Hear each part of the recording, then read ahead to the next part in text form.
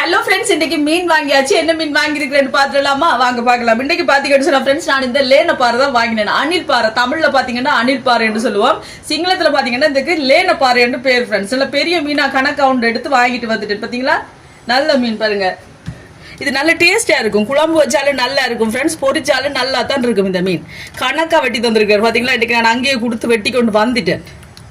இனி கடன்னு இதுல குழம்பு வைக்க வேண்டியதான். இதுல கொஞ்சம் பொரிக்கிறதுக்கும் பாரு வேண்டாம், கொஞ்சம் கூடுதலா துண்டு இருக்கபடியா அரைவாசியா பொரிப்ப பண்ணி இருக்கிறேன். யாருக்கெல்லாம் இந்த மீன் பிடிக்கும்? எனக்கு நல்லாவே பிடிக்கும் தெரியுமா. நல்ல டேஸ்டா இருக்கும். இதுல அரைச்சு வச்சாலும் நல்லா இருக்கும், சும்மா குழம்பு தூள் போட்டு வச்சாலும் செம்ம டேஸ்டா தான் இருக்கும் ஃப்ரெண்ட்ஸ்.